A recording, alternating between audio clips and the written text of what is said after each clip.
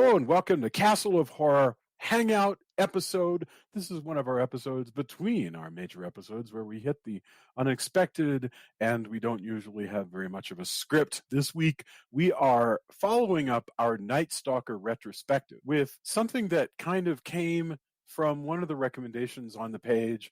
We were all sort of thinking about the fact that Darren McGavin, who's the star of the Night Stalker pictures, played Mike Hammer, and Ralph Meeker, who shows up as an FBI agent in The Night Stalker, also played Mike Hammer. So you had two 1950s Mike Hammers showing up in that early 70s movie. And so we were like, well, clearly we need to do a Hangout episode on Kiss Me Deadly, the 1955 movie directed by Robert Aldrich. So from Denver, Colorado, I'm your host, Jason Henderson. With me from Austin is Tony Salvaggio, tech director at Rooster Teeth, lead singer and bassist of the band Deserts of Mars, lead guitarist of the band Rise from Fire. Say hello, Tony. Howdy. Howdy. And also in Austin, Mr. Drew Edwards, writer, creator of the long-running underground comic Halloween Man, currently published by Comixology, winner of a 2018 Best of Austin Award from the Austin Chronicle, and a member of the PEN America Fellowship, and a Ringo nominee. Hello, Mr. Drew. Howdy. Howdy. Okay. I have just spent $7 to have Kiss Me Deadly, the book, showing up on my screen because I have not read it. I've read I, the Jury, haven't read Kiss Me Deadly. We have just watched the movie Kiss Me Deadly, which is what we are going to be discussing. What the Sam Hill is this? Let's get our opening thoughts. I think, I don't know, Tony and then Drew.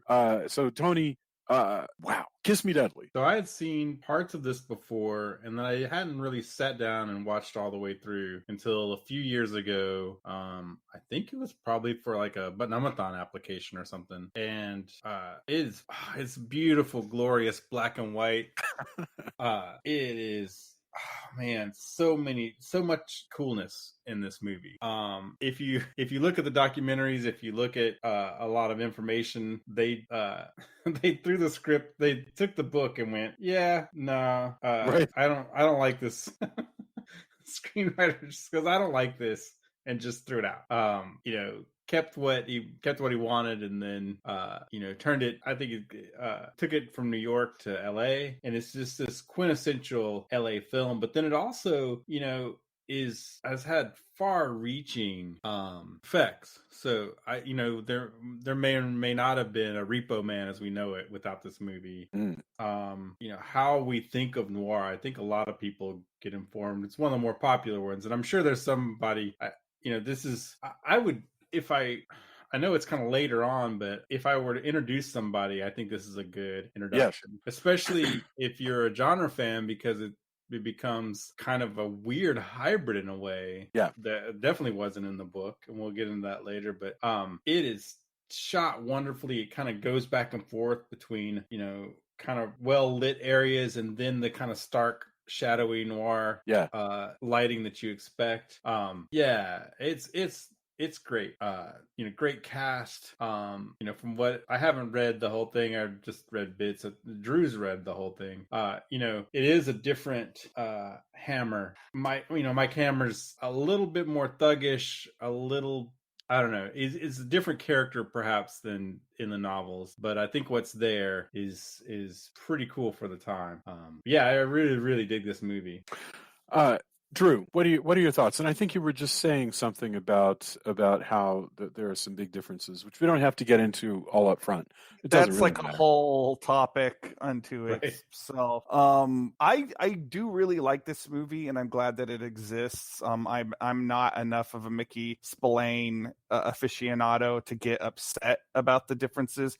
I think this movie is fun in how weird it is, because it's not a pure detective movie. It's not a pure noir, because it has this it starts out, most of the movie is a detective movie. Then like about 40 minutes in, there's this like science fiction element that comes in, and it just gets a little bonkers. And I think that there's something really cool about that. But it's not even really science fiction, because it's science. Well, I mean, I don't think that the way they portray this, what's it as they call it, really would work that way.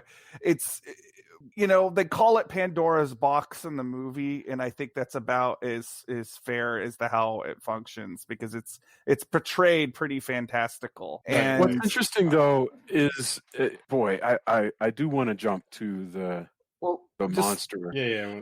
Let me just one thought though before I lose it. Tony was talking about the influences, and of course we were coming off of the Kolchak movies. I do think that this sort of what I would say weird detective is what I would almost call this. And that's the same thing Kolchak is this sort of detective, but with something else tacked onto it. And this has a lot of the structure that you see in those Kolchak movies, especially the way that you have these like quirky secondary characters that he maybe interacts with for a scene or two, and then they're gone. And I that was something I thought about more watching this, is the influence of, because this is an influence on Repo Man and Pulp Fiction and a lot of other detective movies, but I never really thought about how much this is structured, how much the Kolchak movies are structured like this until I watched them back to back. So I think that was interesting to go. So there's a deeper Kolchak connection than I think I even initially thought about. And you're right. Like I almost do want to just dig into the MacGuffin of this movie. Before we get to the MacGuffin, and we totally should. But before we do, I want to talk about the character of Mike Hammer, and that'll take us into the plot a little bit. But because what I want to figure out, like, okay, here's what Danny Peary says. So I'm totally borrowing the thoughts of a writer on film. And Danny Peary says that the character of the book Mike Hammer, you can forget all about him. He's a different character from the one in this movie. That. He goes, the character in the book, you're in his first person narrative, so whatever the heck he does makes sense to you. He seems competent. He's kind of a fascist, because it's his way or the highway. But it's his world, right? So it's the universe as seen through Mike Hammer's eyes, and it's the way that he describes it. So everything's fine. I think of Mike Hammer kind of being, and I'm sure this is probably what it probably was an influence on Frank Miller, but I think of Marv from Sin City, this sort of like noble brute, is kind of how when I think of the Mike Hammer from the books, like that's more what I think about. Like he's a bit rough around the edges, but goddamn it, he's got a code. The guy in this movie, right? So let's talk about who is this dude in the movie. He's 35 years old. First of all, he's young. I mean, for a noir detective, I'm always used to Humphrey Bogart, who always seems to be somewhere in his 50s, even though he's probably not, right? But this kid seems young. He's 35 years old. And yes, he's a thug. Like, he's got fighting skills. He doesn't seem to have much in the way of detective skills. Like he kind of bumbles his way around this case. Well, before we get to the case, so he's ostensibly a private detective who we learn we don't ever, by the way, we don't see him doing any detectiving other than this case. And his assistant, who seems to run everything in his life, is a way good detective. Now, she's good. She's always like, oh yeah, I went down there. I got a couple names. Here's a couple names. One of them's a professor. Like she's on the ball as far as being a but she also seduces married people so that he can run this weird. That's their actual. It's a racket, is what it is. Yeah, he's basically kind of a con artist, really. Well, and honestly, the only reason why with the exception of when his mechanic gets killed, he seems only really out for himself, and he doesn't really seem to care about this girl that gets killed, other than the fact that he thinks he can bribe people for some money for whatever. So we said a little bit about Hammer. So we start this. Explain the appearance of Cloris Leachman, who kind of kicks off the plot. Mike Hammer's first of driving all- down a road, and then into his life comes this person. First of all, how different of, like, you know, when I think of Cloris Leachman, I think of the Cloris Leachman from like Mel Brooks movies, who's like older, and she's usually playing very, you know, like she's making some kind of puss, and she's made up to look very ugly. Like, you know, I think it would surprise people to see the Cloris Leachman in this movie that was kind of like a pretty ingenue type.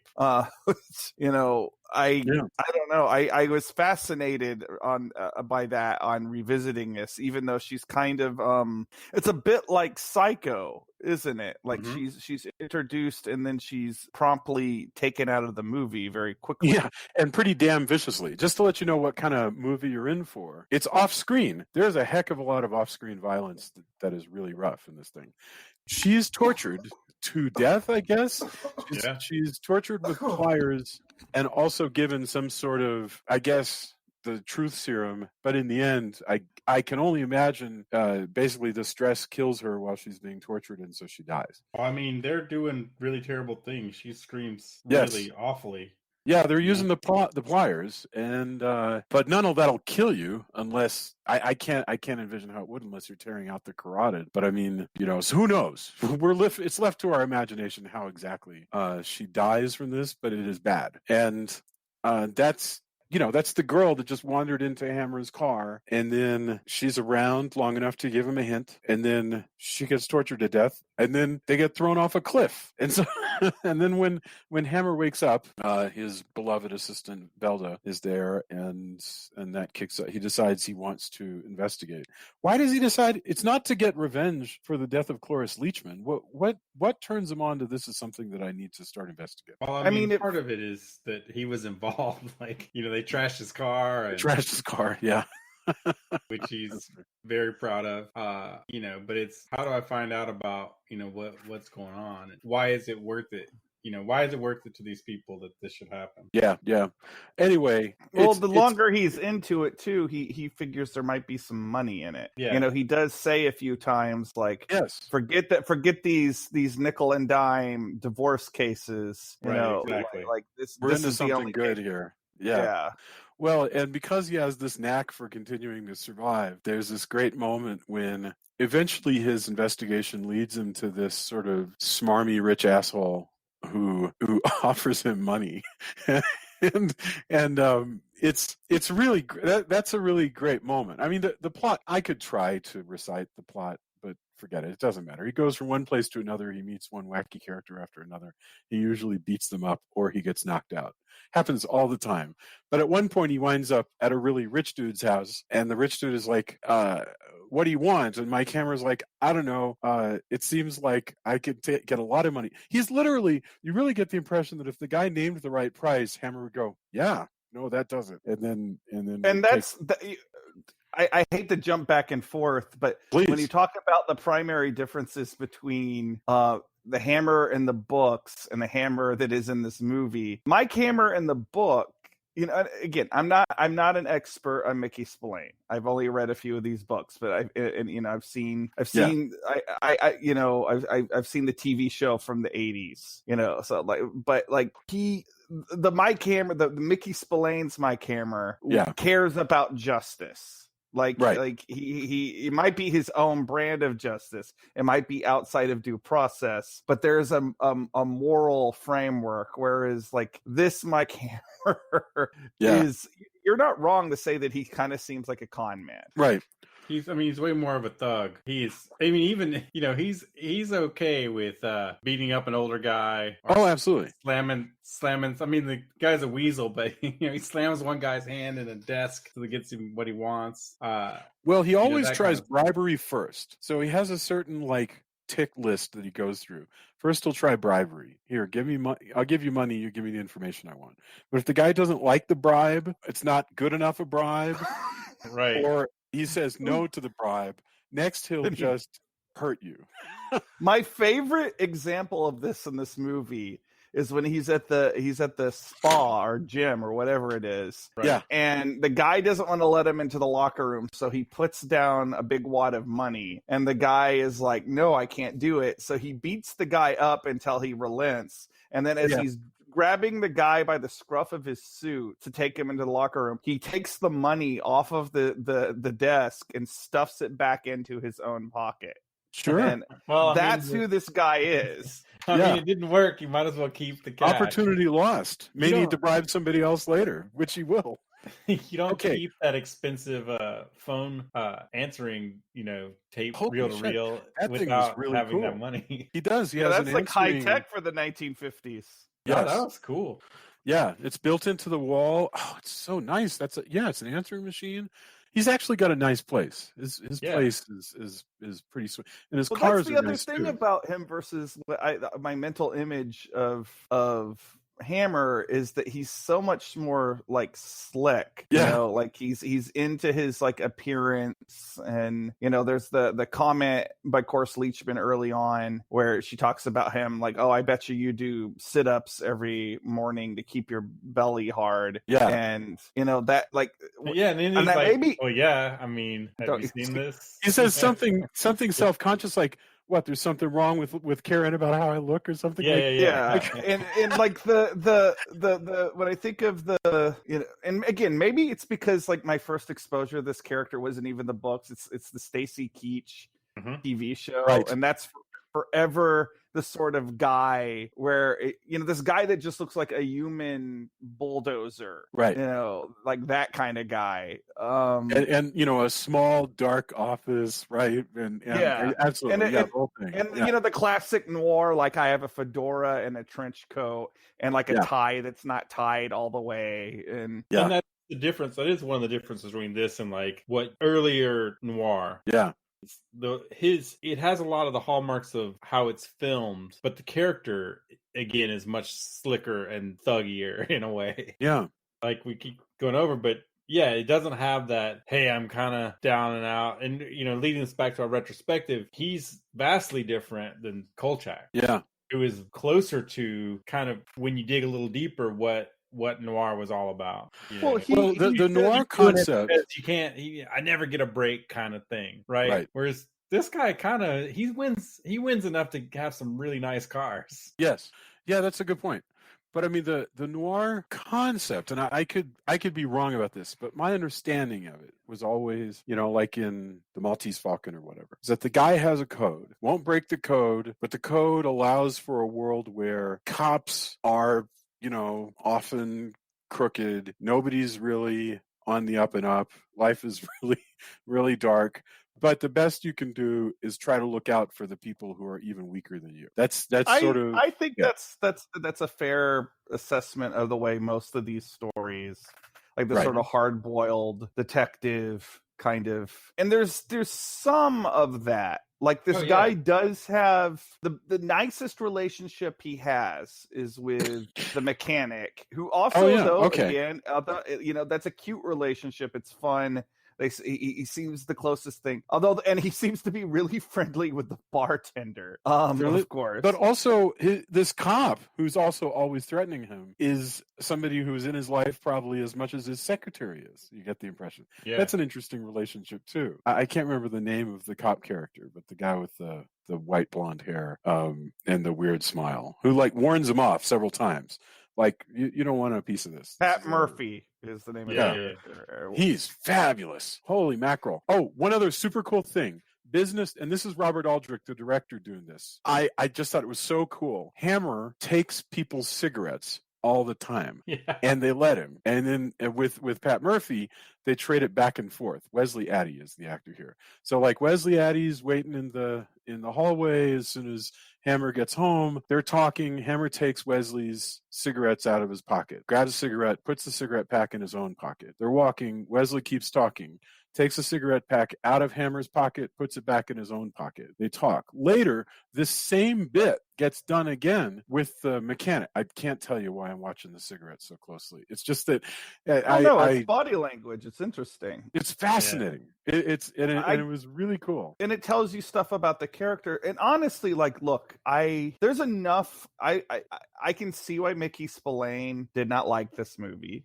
Fair enough. He probably disliked it much in the same way that Stephen King dislikes The Shining. Don't blame him for that. However, it is interesting to see a movie like this if any other movie, if you were to drop this character into any other movie in this relative genre, this version of Hammer would be the bad guy. Like he would be an opposing force to Humphrey Bogart or something, who would be making jokes about how, you're all about like your hair and your car, but not about your detective skills or whatever. Like he's and there is something kind of fascinating about that. The character is amoral to this point, and yet you're supposed to follow him. Okay, so talk to me about that. That's something I was really struggling with. And do you think this is one of those things where, okay, you're with your wife, your husband, you're walking down the street, you go, hey, let's go to a movie. You go in and you see Kiss Me Deadly.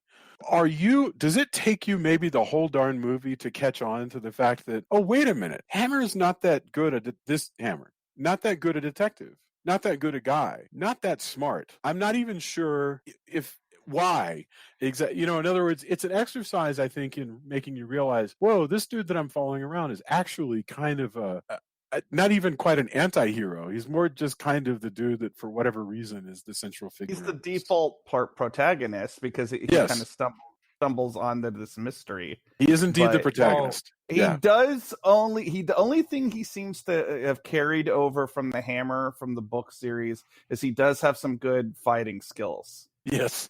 Well, everything, I mean, ironically enough, to this particular Hammer, everything is a nail. Yes. Like he brutalizes his way through everything. Great line. They took it very literally. Everything, if he can brutalize it, with the exception of again, he has this really may or may not be coded relationship with his mechanic. Yeah. And he's really nice to the old moving guy. Yes. That's right. Like he does these little, as indifferent as he is to his really fawning assistant. Yeah. And he just seems to be like, well, it's not interesting if you're all over me. Right. Right. Although, women literally just throw themselves. Yeah, he lives in a universe where every woman is strangely attracted to my camera. Well, I mean, yes. It's his for this guy, it's his confidence in it. I mean, he's a good-looking guy. He does his push-ups, like Cloris Leachman says. Yeah. And so he, has fast cars. He is the fast car, fast woman. Yeah. Archetype. What's not to like? Yeah, exactly. Right. Yeah. No, that makes sense. And so, but he's also a thug, and he's also really, I mean, you don't get the impression that he treats anybody. If you look at the person who's closest to him, is his assistant, who is all over him, and obviously they have some kind of on again, off again thing. When it's convenient for him, when he's not either bored or thinking about things, evidently. Yeah. It's kind of a shame that she's so into him in some ways, because you're like, oh, man, you could do better. But part of it, I think, is the intimacy. I mean, but on her, she does seduce married men on the regular. Yes. But he's the boss. I mean, he's the one who But I mean, come on, you're an adult. You get a choice. This is true. To make, she's part of his criminal enterprise. That's the astonishing thing. He's essentially, he's a con artist. It's kind of like a small time gangster. But they also work together in that same way, because when we meet her a second time, she's doing ballet, or at least dance, to train up and stay limber and be, be all the things she needs to be to stay in this enterprise. Yeah. And so there's a lot of that. They're definitely meant for each other, but they're both bad for each other in a way, you can tell, but also it works. It's a poisonous world that he lives in.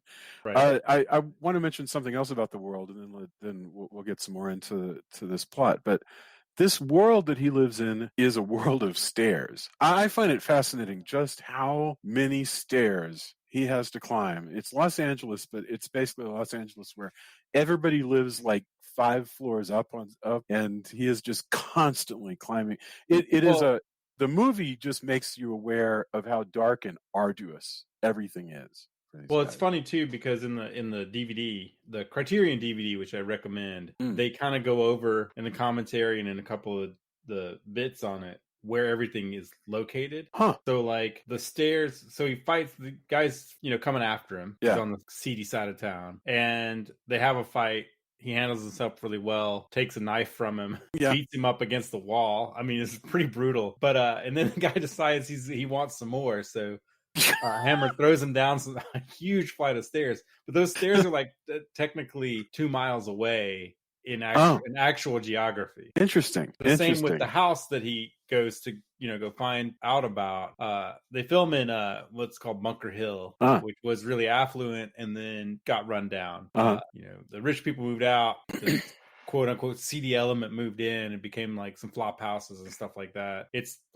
They have a cool documentary too on what some of these places look like now. Sounds fabulous. And that's really interesting. But yeah, there's still that like kind of trolley, that's pretty cool. There's still pieces, but yeah, there's no gas station there anymore and stuff like that. But it's pretty interesting to see all of that, because by the time this is filmed, that's the shorthand for, hey, this isn't a super great area. I think the one of the scenes is like they said it was like in Chinatown, one of the hotels. It doesn't all. It's made to look like it's all part of Bunker Hill, but it's not really. Right. And that's actually kind of cool. But that's it all very fits cool together, and it's cut together so well. Like the cinematography is just the angles that are chosen. He's constantly just searching for a cool angle to shoot from. Yeah. And no, this guy's really good. Yeah. And framing, like when he goes to visit the opera singer. Yes. You have all these like, that's another interesting hotel. These tours, crazy, you have like his stairs. clothes hanging up and he films it like that. Or, when he's in a doorway, you'll film from so it's all about like finding these cool angles. You could write a paper or maybe even do a coffee table book on just finding all these really cool angles and moving through this world in a way that frames all of that. So get a load of what else this guy did. This it's Robert Aldrick who's the director, which I did not recognize this until looking it up. But he made The Dirty Dozen. He made The Longest Yard. Flight of the Phoenix was like one of my favorite movies. Hush, Hush, Sweet Charlotte. Whatever Happened to Baby Jane? I mean, I mean, and the fact that he could handle black and white so well and make it so interesting to look at, and then transition to some really memorable color films with, things like, like The Flight of the Phoenix or The Longest Yard. That's The Dirty Dozen. I mean, which is also in color. So, I mean, it's interesting because it's like changing your medium, in a sense. Although everything's different. This is really, people try to recreate the look of these kind of detective movies in color. Yeah. And it never quite works. Like this, like when you're trying to create this kind of atmosphere, black and white is your friend, black and white is sexy, black and white is mysterious. Like it just, I don't know. Like it's like I'm not saying there aren't some drop dead. There are definitely some drop dead gorgeous color films, and there's some great color crime movies. Sure, but not that that's even, we'll get more into that in a second. I don't even know if that's exactly what this is.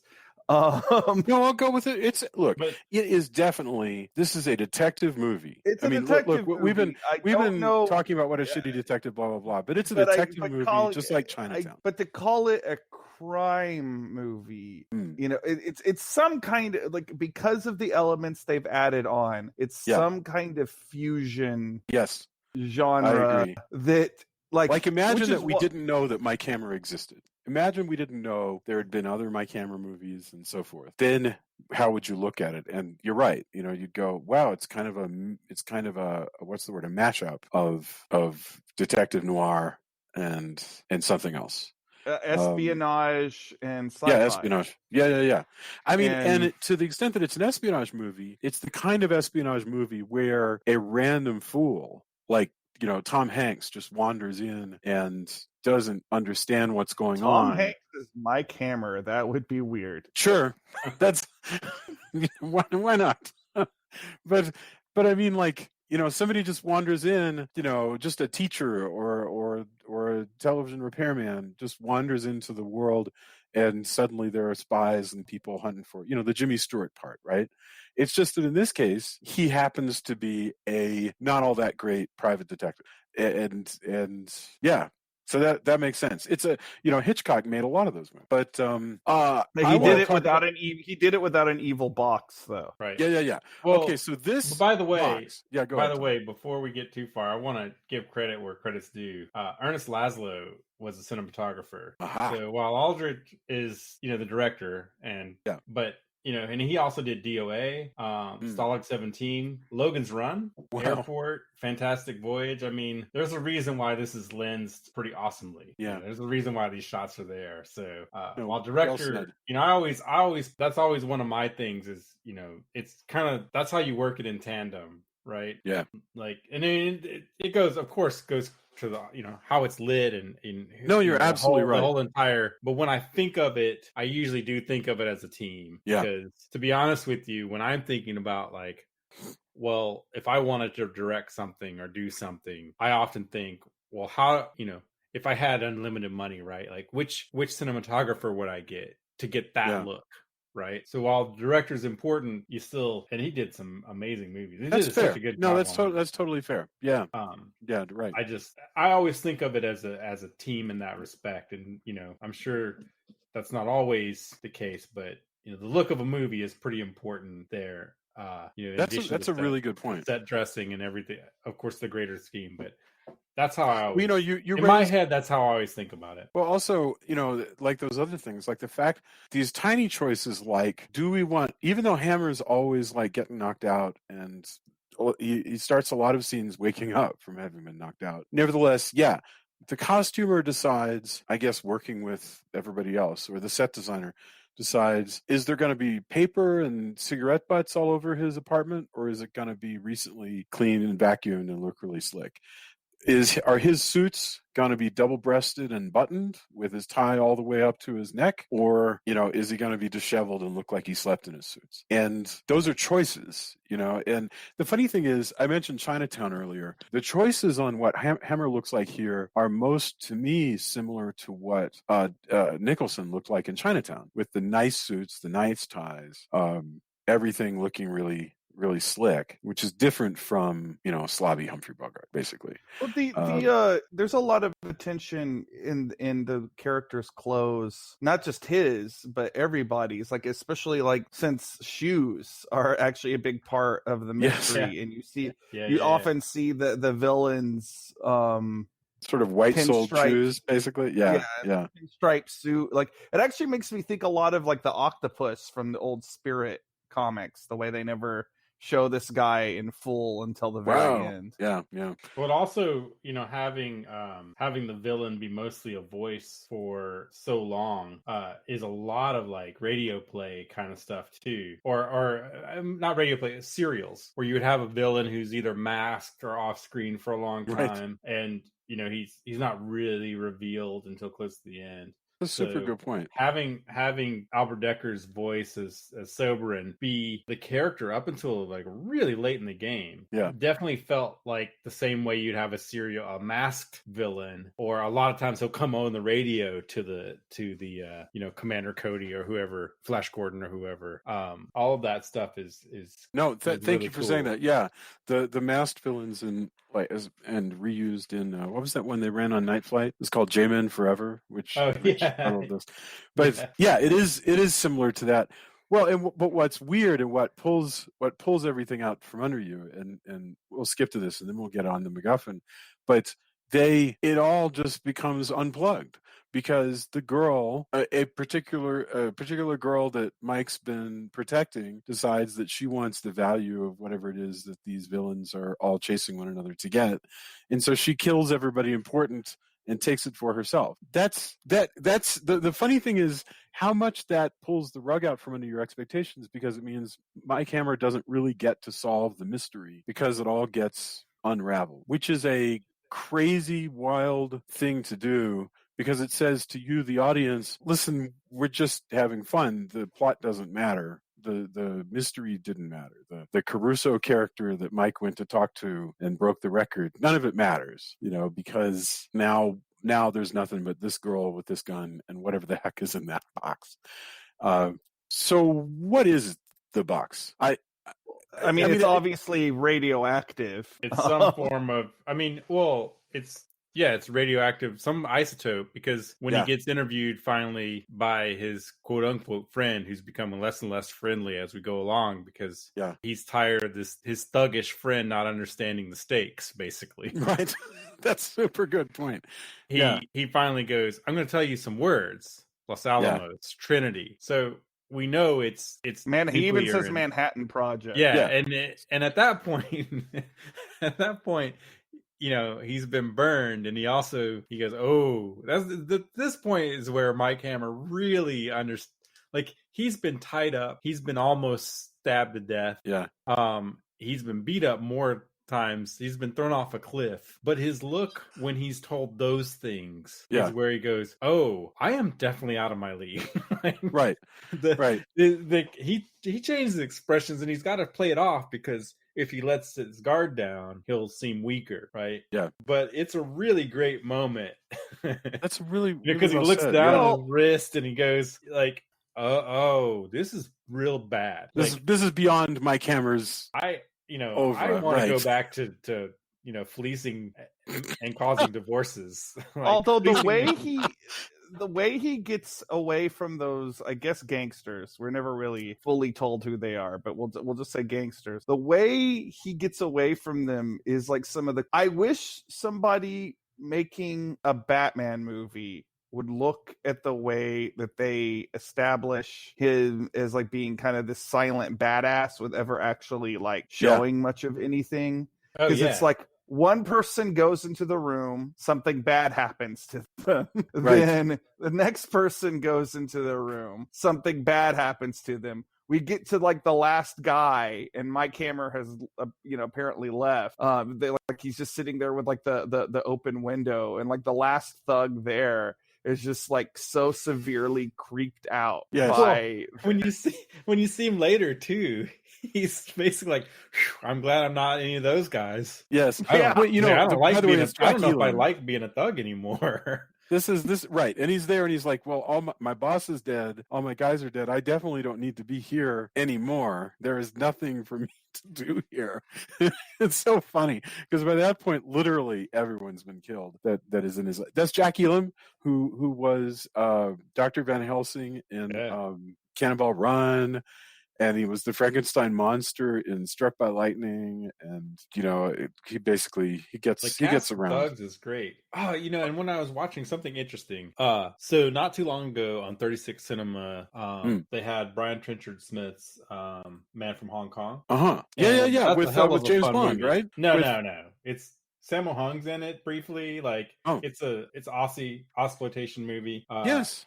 With George Lazenby. Yeah. So there's a scene where they visit. I guess it's Lazenby's like pool party, and it's so much. They didn't mention it when I saw the commentary, or at least remember. But that pool party and this pool party and the way it plays out, was one of those like, oh man, If I wish they would have asked Brian Trenchard Smith about that. I didn't put it back together until I was watching this again. But the way, there's women, and I mean, he comes there with somebody. There's a whole kung fu thing that happens in Man from Hong Kong. But the interplay between the villains and the protagonist and just some of that was like, oh man, Yeah. I did not see the parallel until I was rewatching this, and that was really interesting. That's really good observation. By the way, Man from Hong Kong, best darn theme song ever. Fabulous. Super good. Sky High by Jigsaw, who was Australian rock band. Some of that stunt stuff ends up as like little bits in stunt rock. The hang glider, right? Yeah. But all of that, and Stunt Rock, arguably one of the best trailers to ever be made. In some ways, better than the movie, to be honest with you, even though I really like the movie. But the way that they sell the Stunt Rock trailer, I can watch it infinite amount of times. And I've seen it, it feels like 1 million times at the Draft House. And I never ever tire of it. That's amazing. And Sorcery is actually, I was talking to I got a little sad, and this is why this is a Hangout episode, because I'm gonna ramble. But the drummer for Sorcery passed away, and I actually got to talk. I listen to a lot of CDs while I'm at work now because I'm in my music room, second office, I guess. And I came across, I was talking to him online and just randomly, I was a fan of sorcery, and then I happened to catch him, and he was in Austin, and I think we briefly talked about getting lunch or supper, and then I don't know if it was he didn't have time, or if he was yeah, I don't know, maybe this fan's weird, I don't which I totally get, right? He didn't know me. He's hey, I don't think we can hang out, but give me your address. And he sent me a sorcery CD with a really nice note. And I saw that the other day, and I was really sad because he had passed away. But he seemed like a really cool guy. And, I would always, hey, the Stunt Rock trailer is cool. And he was just really nice, Penny. Oh. But yeah, I saw that note the other day, and that made me yeah, evidently had been a lot of cool stuff, because sorcery was also featured in I think it was the remake of The Mechanic. So that was kind of I'm trying to think. Is the mechanic the one with it's the guy who builds a rifle for 2 hours, right? Am I remembering this correctly? It was a remake of the Bronson movie. Right. That's super familiar. Anyway. But that's beautiful. That's a really cool remembrance, at least. But I was just kind of whoa, man, because they had such a cool, crazy shtick, they had a wizard on stage, and total sorcery had just cool stuff going on. And that trailer, man, I remember seeing it 1,000 times. It's just, I would say it's the best. You know what I would like to do? Best trailer forever. Sometime, Tony. Honestly, I would like to find a list of everything that played at the first Button-a-thon. Oh, it's on the Wikipedia. But I mean, I think it would be cool to tick our way through them sometime and rewatch. Oh yeah, actually, it's up and down. Going back before Button-a-thon, I would love to do the whole list of stuff that Tarantino showed at his Tarantino Fest. Right. Because it was Legend of the Werewolf Woman and Horror House. We are going to do Horror House, by the way, within the next year. Mark my words. We're going to do Horror House. I want to see Frankie Avalon get stabbed in the balls in a slasher movie. That is going to happen on this show. We're going to do Horror House. Spoilers for Horror House. I'm sorry. So, yes. Okay. Back to the atomic whatever the thing is. Long way around. Really quickly, basically, this thing. So first of all, Hammer burns himself. By the way, sorry, I'm stupid. Yeah. I was thinking Bronson movies. It was the remake of Death Wish. That sorcery. Okay. Sacrifice, which is in that trailer. So right. I was in a Bronson mood, but but I mean, that's probably my endorsement is go watch the Stunt Rock trailer 1 million times after this show. Has nothing to do with Kiss Me Deadly. Of course, watch some film noir. But anyway, let's get back to it. Sorry. Okay. Hammer got burned. And let's get real. If this is like Manhattan Project, and all I know about the Manhattan Project I learned from watching Fat Man and Little Boy. John Cusack in that one, briefly gets flashed by, just like how Hammer does in this.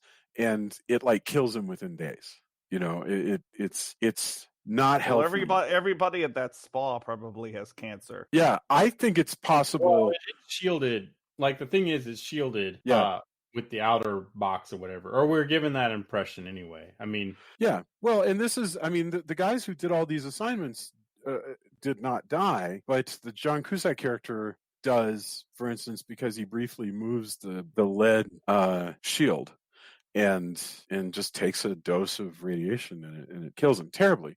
So we see that Hammer's already got a bad radiation burn on his arm. Right. And he might be sick already. This is what's crazy, is that, it's not contagious, so he's not going to hurt anybody else.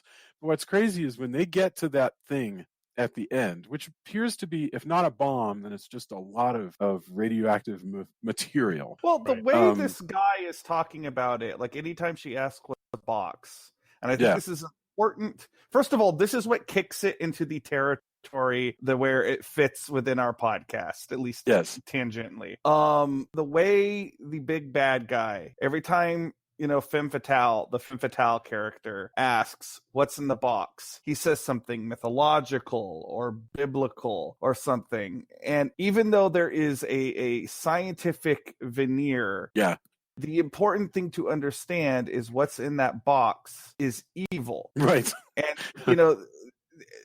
the radiation is understood the way radiation is understood in horror films of the same time period. This just massively destructive force. I mean, it'll make ants grow into crazy ants. Yeah. Yes. And I think that cannot be ignored. Like the way she goes up when she finally opens that box up, it looks like hell on earth. Like it looks like something supernatural. It's fascinating how she just catches she catches fire. Like, she shoots Hammer when he finally catches up to her, and like I said, the whole movie just boils down to just this one girl and the box, and she shoots Hammer, who's wounded, and she opens it and she goes up like a human torch. It's like the radiation, the uranium equivalent of the Ark from Indiana Jones. Yes. Oh, and what an odd the sound design. Whenever anybody is close to it makes this sound. Well, like, I guess it makes it sound like the machine that you do, the MRI machine. You know, sort of this word. Yeah, but it's more like these hisses and whispers.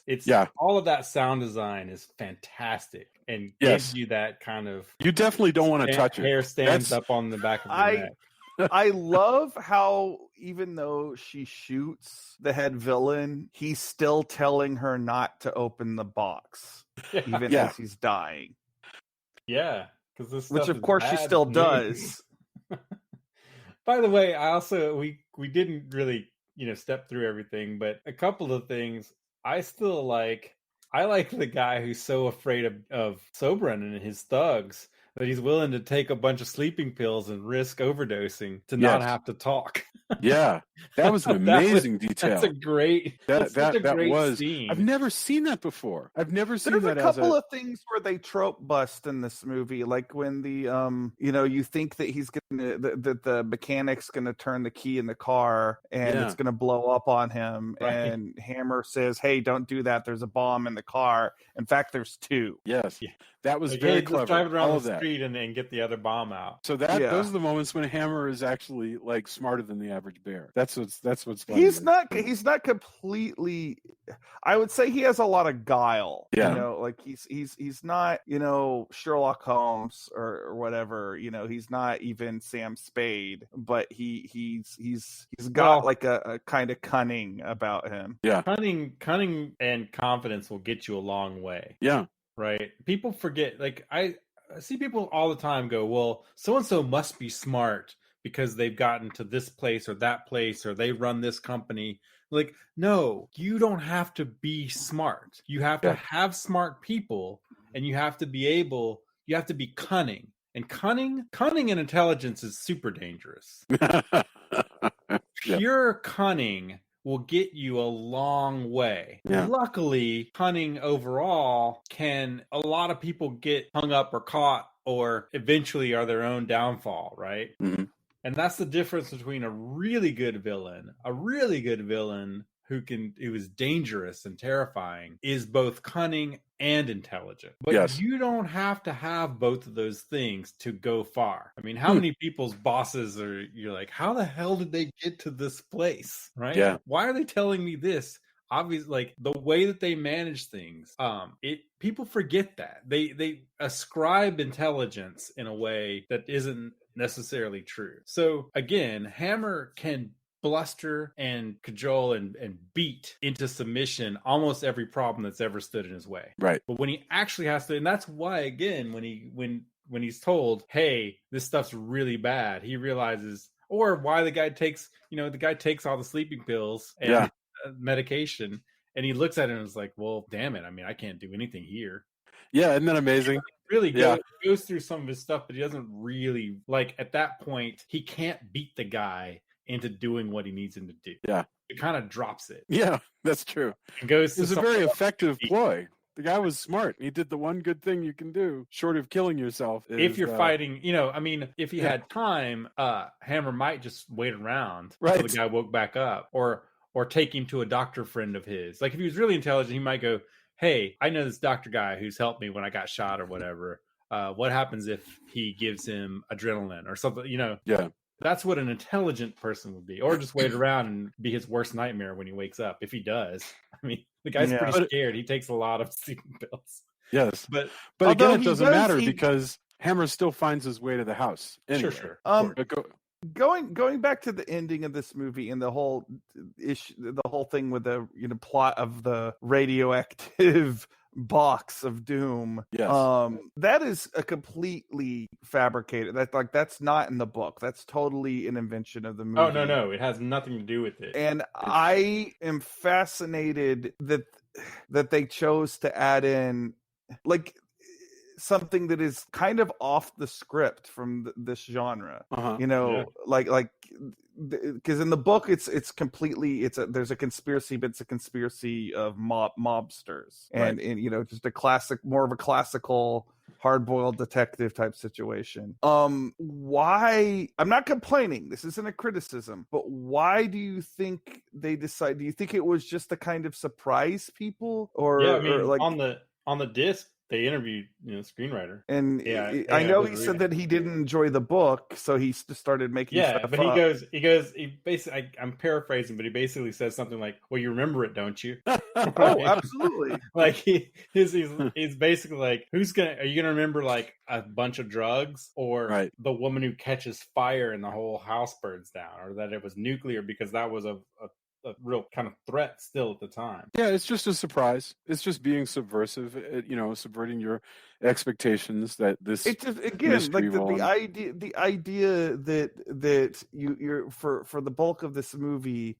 is pretty standard hard-boiled detective stuff, and then it's totally memorable. Imagine if the Maltese Falcon turned out when Claude Rains started, whacking at the veneer of it, if it had suddenly emanated radioactive bursts and Claude Rains had melted. That's what's happening here. They had to do a special effects sequence in this movie that they probably, if they had just stuck to the novel, they would not have had to do. I have a question. You said something interesting earlier, and I had never really heard this until somebody mentioned it the other day. And you said it as well, which is in the version I saw, the girl opens the box, she catches fire like it takes a moment, and then she's like, by the time he looks back when he's running away because he grabs Velda because she's being held, he's found Velda and they're going to escape together. He looks back, the woman has gone up like a human torch, and the fire is spreading in like concentric circles that's engulfing the house. So in the one I saw, they run out to the beach and they get in the water and they watch the house go up. Mm-hmm. Apparently, there's another version where you miss all that stuff. Yeah, so in the DVD, it said that was the version. Basically, the house just goes up. Like they just cut away. So and they never. Everybody died.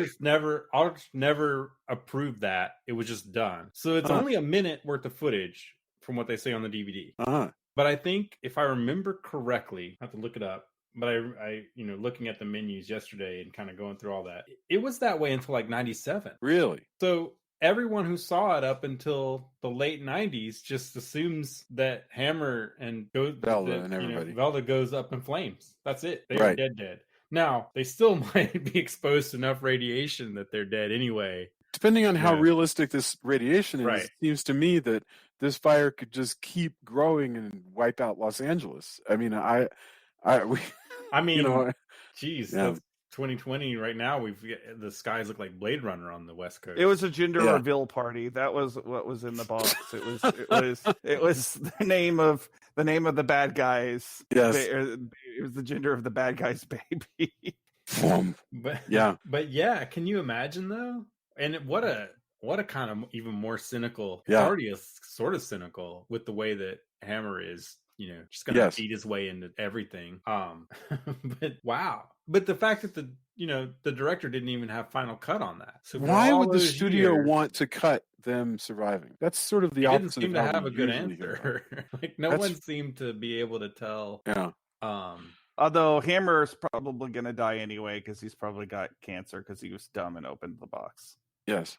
Danny Peary, writing in like 81 or whenever that book, Cult Movies, comes out, says, and I found this fascinating, he goes, the studio insists that there's another version where they run out to the beach, but that's not the one that I saw. So, well, I mean, that makes sense because according to, if I remember correctly. I'm pretty sure it said 97. Yeah. That's fascinating. That's really wild. So yeah, I think I may have seen that in the 80s, where it just sort of goes to white. Everything burns and it fades to white. Oy. Yeah. According to Wikipedia too, that was correct. Up until 97, everybody got to just think, too bad, characters I followed for the whole time. You also went up in smoke. Right. That house fire is amazing. The way it's lit and absolutely how vibrant.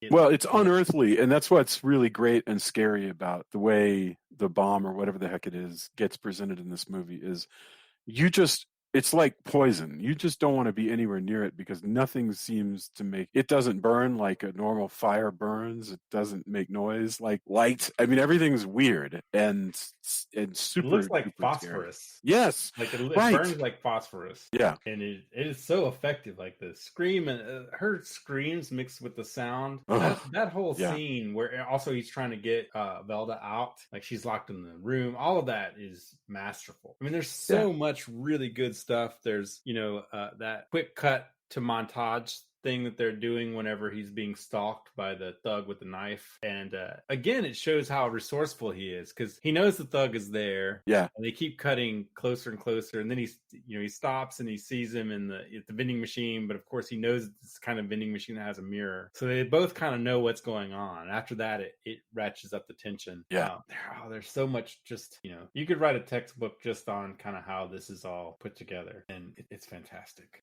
I agree. I really agree. I'm trying to think if there's how many movies end in the destruction of the world, because that may very well be what we're looking at here, and well, again, we don't really know what's in the box. It could just be like it could be the way the guy talks about it is so fascinating. So I've said that a lot. I've said fascinating way too many times in this episode, but I love the eloquence in the way he's speaking throughout the movie. But I mean, I get you, but remember, he loves to prove how smart he is. Sure, constantly. Whereas when they're talking in the FBI office or the it's laid out very succinctly, because he's got to talk to Hammer in like very short terms. But speaking in turn, like I'm saying from a storytelling standpoint, it could be anything, like anything. No, I got you. Functionally, yes, it's something that's radioactive, but like, well, to be honest with you though, too, he could. I mean, it could be subtly, like it doesn't have to be even radioactive. You're correct, and we think it is because of the way he gets burned and everything, right? Yeah. But he also could be metaphor as well. Like, hey, this is something as bad as any of those doomsday devices that I've listed. Yeah. Right. It doesn't have to be radio, even though we kind of know, we're pretty sure. But I think that Drew's talking though about the weird metaphorical talk of the doctor. No, what I'm saying is, I was kind of the other side of like, what I think what Drew's saying to me is more like, hey, it's something really, really bad. It's very much sci-fi, whereas I took it way more literally. But you can also take it not as literally, even by what is said about Trinity and Manhattan Project. Yeah, that's true. Because whatever it is, it's equally bad. Is basically you're way more eloquently told by Soberon. I was just thinking about how poor Mike's luck is. In a sense, Mike Hammer's luck he's his own worst enemy. Yeah, his luck has finally run out now. Yeah, absolutely. That's what, because the world as he understands it is played a certain way, and he's going to keep playing it that way. And it just so happens that this is the moment when he's played down to the end. And he really did bite off more than he can chew, because what I think is, the doctor character, the villain, was going to take this case and abscond with it to Russia or some other place. he doesn't ever say where he's going, but a foreign power is the imply, because there's also, outside of the sci-fi aspects to it, again, there's this kind of a espionage thing going on too. And Mike is a guy, especially in this movie, like he's not the sort of super heroic Mike Hammer who fights gangsters from the pulp series. He's a guy that takes pictures, who tricks housewives into cheating on their husbands with him, or tricks their husbands into cheating on them with their secretary. Yeah. Right. Like he's a really, just, this was not something he should have stuck his nose into. So I don't have a too terrible I don't have any sympathy for him. Right. I have sympathy. I guess you're right. I have sympathy for the mechanic. I have sympathy for Cloris Leachman. I have sympathy for anybody else who got caught up in this conspiracy. But I don't have any, because like they offer him multiple times to just back off. Right. Like they even, and he just didn't. Well, even Gabrielle, who plays up that she's Lily at some point, like Soberin tells her many times, like, no, what you want is the money that we're going to get from this. You don't want this thing. You want the money we're going to get when we sell this thing or get rid of this thing. And she's like, no, I want the thing. Why won't you give me half of the thing? That's got to be why she thinks she can fence it for more. Right. Who knows? I think him tired of him. Just, I'm so tired of your pontification at every step of the way, because you got to just the way he's portrayed. Everything's flowery. Everything's like, by the way, I'm gonna give you like 20 different metaphors, and here's some mythology. Which at some points she's probably just, I am so tired of. I do love, I still, though, respectfully, Tony, my favorite thing in this movie is him very, very, flowery language to the end, telling her not to open the box as he dies. He's that character. I mean, he is in the same way a supervillain is gonna supervillain until the end. Like being the merciless till the end, right? The way he talks actually reminds me a lot of the Beast from the old X-Men comics, where he just is like super, like you can tell he opens up his thesaurus every day. Makes little tick marks. Yes.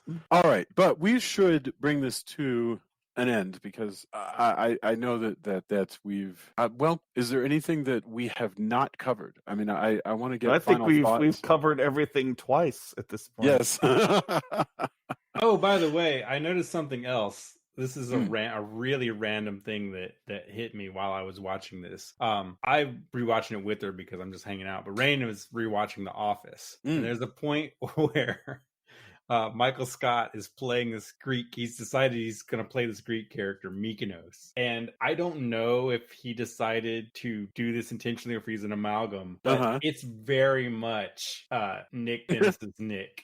It's very much this mechanic, sort of saying "ba ba boom," but the way he's talking about it is this like, I was like, holy crap! I wonder if Carell, if that's what he was going for, and I didn't really notice it. Almost certainly, at least this idea of like these 50s ethnic types, right? Where because he's the whole thing is like, I'm Mykonos, but the way he does it, I was like, holy crap!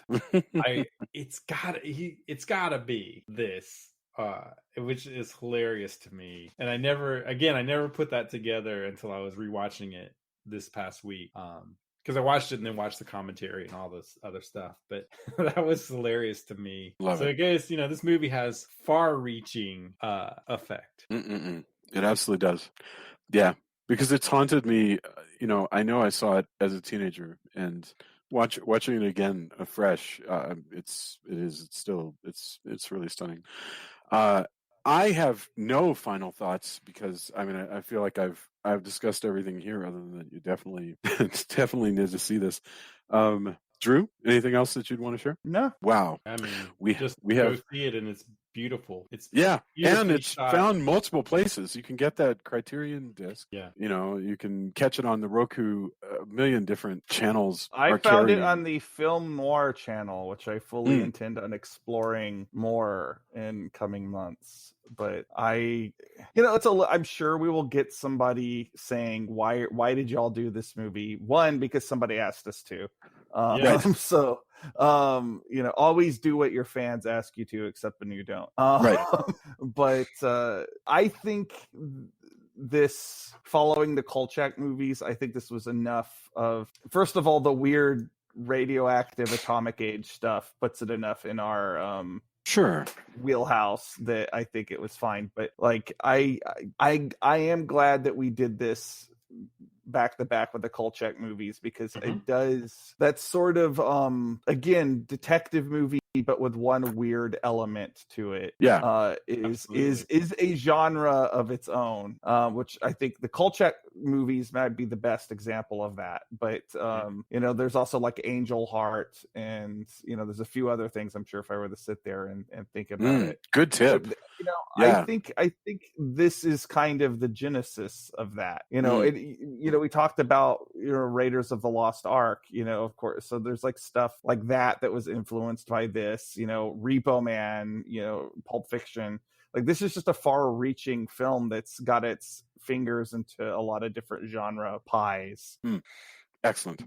I wonder too, like, would you have Lord of Illusion without this? Maybe. Oh, definitely not. But that also fits, in with all of it, and bold steps, because they could have just adapted. It would have been fine having an adaptation of the book. It would have been just a pulp noir film, and it would have done well, probably. Well, it makes me wonder if the Stacy Keach one actually ever did an adaptation of Kiss Me Deadly. Like the different Sherlock Holmes series always do their own riff on the most famous Holmes stories, so maybe there is another Kiss Me Deadly, at least TV wise. I'd be interested to know.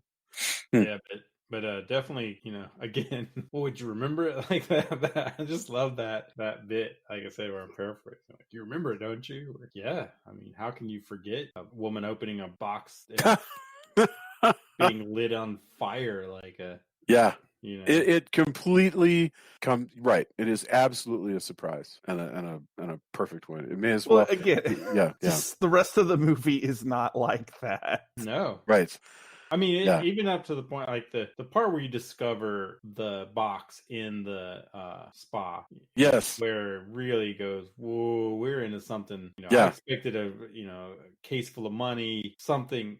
Some kind of secret something, but definitely not. You open it and get your hand burned, and then everybody else, all the other agents are like, look, you are so far out of your league by this now. Yeah.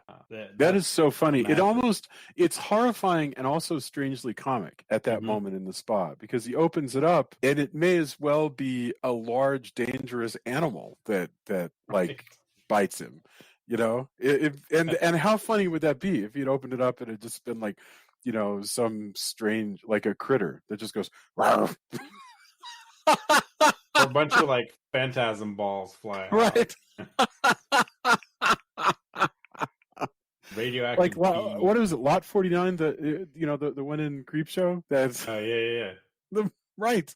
It could be one of those. Yeah. But wow. And also it is so interesting because that it still is of the time. So nuclear energy is still atomic energy as a thing that's just going to lay waste to everything is still very much on everyone's mind. Yeah. And it fits very well. I never saw Lord of Illusions, by the way, so I'm glad that you recommended that. So I'll Oh, that's a fun movie. I will check that out. Say everything Clive Barker. Right. Not every adaptation is great, but I think you can find something because you're going to have the kernel of Clive Barker in the mix regardless.